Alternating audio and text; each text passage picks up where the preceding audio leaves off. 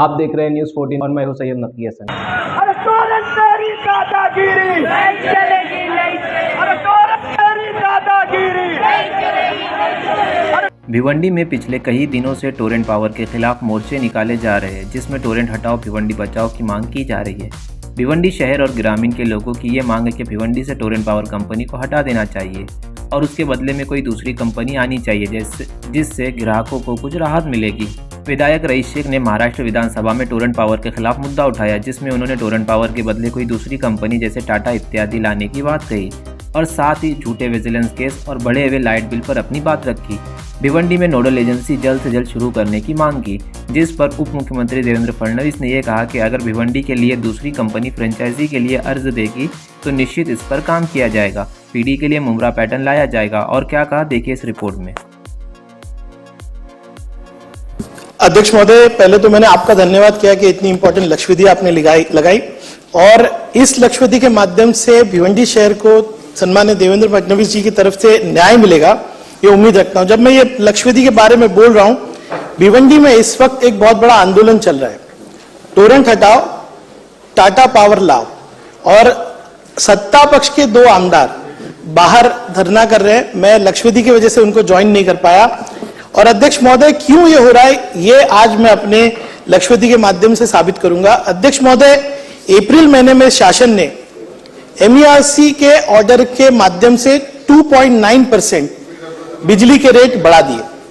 दिखने में तो 2.9% लग रहा है, लेकिन फिक्स चार्जेस और अगर दूसरे चार्जेस देखेंगे तो इसका इफेक्ट देवेंद्र जी 7% है। और जो अन्याय MSEDCL टोरेंट के माध्यम से कर रहा है, क्योंकि MSEDCL रेट तय करता है, टोरेंट कलेक्शन एजेंट है। आज अगर आप देखेंगे, मेरे पास चार्ट है, मैं साबित करके दिखाऊंगा कि टाटा पावर के रेट टोरेंट और MSEDCL से 40% कम है। अदानी के रेट 28% कम है, बेस्ट के रेट 35% कम है। और अभी तो यह हुआ है कि MERC के ऑर्डर के खिलाफ टाटा पावर की पिटीशन के ऊपर अपीलेंट अथॉरिटी ने MERC का ऑर्डर को सेट असाइड किया है और टाटा पावर के पावर पुराने रेट पे आए। मेरा पहला क्वेश्चन है कि इस लक्ष्यविधि के माध्यम से जिस तरह की धांधली चल रही है, जिस तरह से MSEDCL रेट बढ़ाया है, पूरे भिवंडी महाराष्ट्र के अंदर लोग पावर बिल की वजह से परेशान है। क्या सरकार टोरेंट पावर की फ्रेंचाइजी हटा के फिर से MSEDCL को लाएगी क्या? अगर ये सरकार नहीं कर सकती है तो कम से कम भिवंडी शहर में 2 से 3 फ्रेंचाइज होने चाहिए। अगर टोरेंट है तो टाटा पावर भी होना चाहिए, कोई और भी एजेंसी होना चाहिए, ताकि सस्ता पावर भिवंडी को मिले। अध्यक्ष महोदय, मैं दूसरा मुद्दा यह रखना चाहता हूं, वो पूरे महाराष्ट्र का मुद्दा है कि 2 महीने के सिक्योरिटी डिपॉजिट जो है एजेंसीज मांग रही है, टोरेंट पावर भी मांग रही है, बेस्ट भी मांग रही है।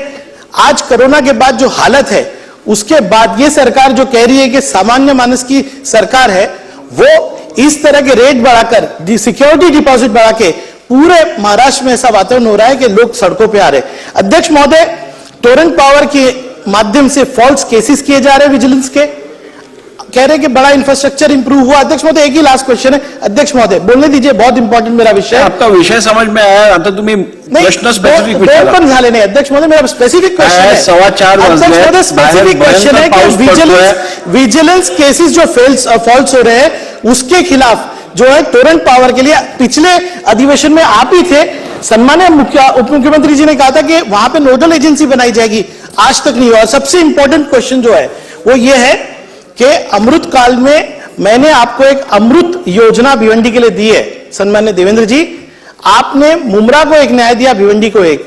भिवंडी में जो PD केसेस है और लाइव मीटर के केसेस है, उन पर जो है इंटरेस्ट रेट है उसका 50% भरना लागू है। मुमरा में 10% है। मुमरा में है, अच्छी बात है, मेरा स्वागत है। लेकिन मुमरा पैटर्न पे क्या भिवंडी के दोनों PD और लाइव मीटर के लिए जो इंटरेस्ट है उसको 10% पे लाया जाएगा? क्या इंस्टॉलमेंट स्कीम लाई जाएगी? क्योंकि 2007 से आपके जो है थकबाकी प्रलंबित है। अध्यक्ष महोदय, आपके माध्यम से कहूंगा कि आज देवेंद्र जी, पिछली बार भी आपने वादा किया था मुझे कि आप ये अमृत योजना के नाम से जो है भिवंडी को ये सौगात देंगे, क्या आज उसकी घोषणा आप करेंगे क्या? और टोरेंट पावर की जो दादागिरी है, सही बोल रहा हूं देवेंद्र जी, आपको लग रहा होगा कि टोरंट पावर बहुत अच्छा काम कर रही है, लेकिन आप मेरे साथ 2 सत्ता पक्ष के आमदार है, उनसे भी पूछिए फॉल्स केसेस। उसके बाद टोरंट पावर के लिए हमने इंफ्रास्ट्रक्चर इंप्रूव किया। आज मैं आपको बताऊंगा यहीं से फोन करके कि वहां पे पावर कट्स कितने हो रहे हैं और किससे शिकायत करें। नोडल एजेंसी नहीं है अध्यक्ष महोदय, टोरंट पावर की दादागिरी बंद कराइए। सर आपने कहा था कि महाराष्ट्र में कोई दादागिरी नहीं कर सकता, और मुझे उम्मीद है आपके होते हुए कोई नहीं कर सकता। टोरंट पावर को आप काबू में लाइए और भिवंडी को दीजिए ना दूसरी एजेंसी, टाटा दीजिए। रेट्स आप देखिए, मैंने पूरा चार्ट आपको बना के लाके दिया है, क्योंकि मुझे मालूम है आप आंकड़े के बिगड़ सुनने वाले नहीं है। ये 40% टाटा का जो है रेट कम है अध्यक्ष महोदय। मैं चाहता हूं स्पेसिफिक आंसर आज मिले। धन्यवाद अध्यक्ष महोदय, बहुत बहुत। माननीय अध्यक्ष महोदय, मुळात आपल्याला कल्पना आहे की 26 जानेवारी 2007 पासून भिवंडीमध्ये टोरेंटला फ्रँचायझी देण्यात आली आणि गेल्या साधारण 15-16 वर्षामध्ये टोरेंटने या ठिकाणी जे केलेलं काम आहे ते ठळकपणे आपल्याला त्याचा रिझल्ट दिसतोय।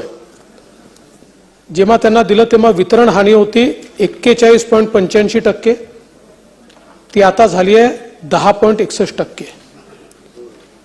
वसुली क्षमता होती 68%, ती आता झाली आहे 99%। आणि एकूण पायाभूत सुविधांवरची गुंतवणूक ही 1016 कोटी रुपये त्या ठिकाणी झालेली आहे। हे होत असताना आपण काही प्रश्न निश्चितपणे उपस्थित केलेले आहेत। पहिला आपला प्रश्न असा आहे की मुंब्र्याला फ्रँचायझी दिली तर त्याच्यामध्ये पीडी करता, परमनंट डिस्कनेक्शन करता एक योजना त्याच्या अंतर्गत त्या फ्रँचायझीच्या वेळी आली की थकबाकी किती असली तरी मूळ थकबाकीच्या 110% पैसे भरले की त्या ठिकाणी त्यांना परत रिकनेक्शन मिळतं। अर्थात 16 वर्षापूर्वीच्या करारामध्ये हे नव्हतं, हे आताच्या मुंब्र्याच्या करारामध्ये आहे, म्हणून मुंब्र्याला त्याचा फायदा मिळतो आहे। तथापि या ठिकाणी आपण ही मागणी करत आहात।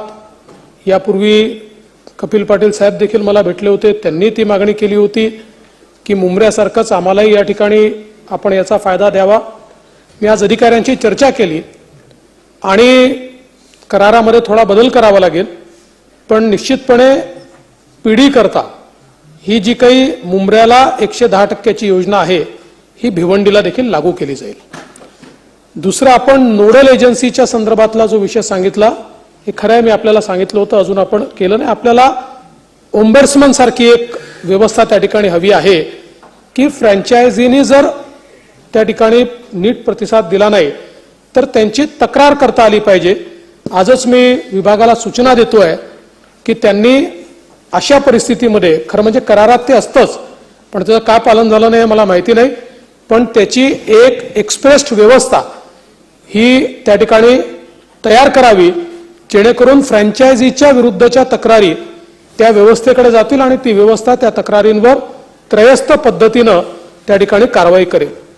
यासोबत आपण एक अमृत योजना देखील मागितलेली आहे, कारण पीडीचा प्रश्न संपला तरी जे आता चालू आहेत आणि लाईव्ह मीटर आणि ज्यांचं मोठ्या प्रमाणात थकबाकी आहे, तर मागच्या काळामध्ये जसं एक विलासराव देशमुख यांच्या नावाने योजना सुरू झाली होती, अशाच प्रकारची काही योजना ही या ठिकाणी सुरू करता येईल का हा प्रयत्न आपण करू आणि त्यातनं किमान इन्स्टॉलमेंट मिळाले पाहिजे। काही खूप जास्त चक्रवाढ पद्धतीनं जर त्यांच्यावर व्याज लागलं असेल तर ते व्याज कमी झालं पाहिजे। फक्त त्याकरताही फ्रँचायझीशी देखील चर्चा करावी लागेल आणि MERCशी देखील आपल्याला चर्चा करावी लागेल। पण मी विभागाला सांगेन की विभागाने जरूर भिवंडीसारख्या ठिकाणी याचा विचार केला पाहिजे। आपल्याला कल्पना आहे की आपण टेरिफच्या संदर्भात सांगतो, आता विशेषतः भिवंडीचा सगळा भाग हा पॉवरलूमचा आणि इंडस्ट्रीचा भाग आहे आणि या ठिकाणी आपल्याला कल्पना आहे की मोठ्या प्रमाणात आपण सबसिडी देतो। आताही आपण जे 20 किलोवॅट पेक्षा किंवा 27 HP पेक्षा कमी जे युनिट आहे त्यांना आपण 3 रुपये 77 पैशाची सबसिडी देतो आहोत आणि जे 20 किलोवॅट आणि 27 HP पेक्षा जास्त आहेत त्यांना 3 रुपये 40 पैशाची सबसिडी आपण देतो आहोत। म्हणजे जरी इथली वसुली टोरेंट करत असलं तरी देखील सबसिडी मात्र ही आपण राज्य सरकारच्या वतीनं त्या ठिकाणी देतो. दुसरं, आपण मल्टिपल फ्रँचायझीच्या संदर्भातला जो विषय या ठिकाणी सांगितलेला आहे, मुळातच आपला जो कायदा आहे या कायद्याच्या अनुसार मल्टिपल फ्रँचायझी हे अलाउड आहे. तशा प्रकारचं कोणी जर अर्ज केला तर MERC त्या अर्जावर विचार देखील करते. आता त्या ठिकाणी कुठलाही दुसरा अर्ज आलेला नाही. किंबहुना आता एक प्रश्न आमच्यासमोर असा उभा राहिला आहे की ज्या भागामध्ये फ्रँचायझी नाही अशा अनेक ठिकाणी केंद्रीय कायद्याप्रमाणे फ्रँचायझीचे अर्ज आलेले आहेत. मात्र आपल्याला माहिती आहे की आपली जी महावितरण कंपनी आहे या कंपन्याच्या कर्मचाऱ्यांचा देखील एक प्रश्न निर्माण होतो, त्यांचाही त्याला विरोध असतो. त्यामुळे त्यातला एक मध्यम मार्ग कसा काढता येईल अशा प्रकारचा प्रयत्न हा आपण करत असतो. तथापि या ठिकाणी जर जसं मुंबईमध्ये 3 फ्रँचायझी आहेत किंवा 3 त्या ठिकाणी डिस्ट्रीब्युटर्स आहेत, अशा प्रकारे कोणी ॲडिशनल डिस्ट्रीब्युशन त्या ठिकाणी मागितलं तर त्याचा निश्चितपणे विचार हा केला जाईल. आणि आपल्याला माहिती आहे की दरांच्या संदर्भात आता राज्य सरकारकडे त्या संदर्भातला कुठलाच अधिकार राहिलेला नाही. दरांच्या संदर्भातली सगळी पिटिशन त्याचे निकष देखील तयार केलेले आहेत की वितरण हानी किती, कमर्शियल लॉसेस किती, अशा सगळ्याच्या आधारावर आणि एकूण लायबिलिटी किती या आधारावर एक पिटिशन दाखल करावी लागते. त्याची सुनावणी होते आणि त्या सुनावणीमध्ये बहुतांश वेळा महावितरण जे म्हणते ते ऐकलंच जात नाही. कारण शेवटी कन्झ्युमरचं देखील MERCला बघावं लागतं आणि त्यामुळे MERC त्यानुसार ते सगळे रेट्स हे त्या ठिकाणी डिसाईड करते. त्यानुसार हे सगळे रेट्स जे आहेत हे डिसाईड झालेले आहेत. त्यामुळे या संदर्भात जर काही आपलं म्हणणं असेल तर पुन्हा एकदा MERCकडे आपल्याला निश्चितपणे जाता येईल. पण आता जे सरकारच्या हाती आहे ते मात्र सरकार निश्चितपणे यामध्ये करेल.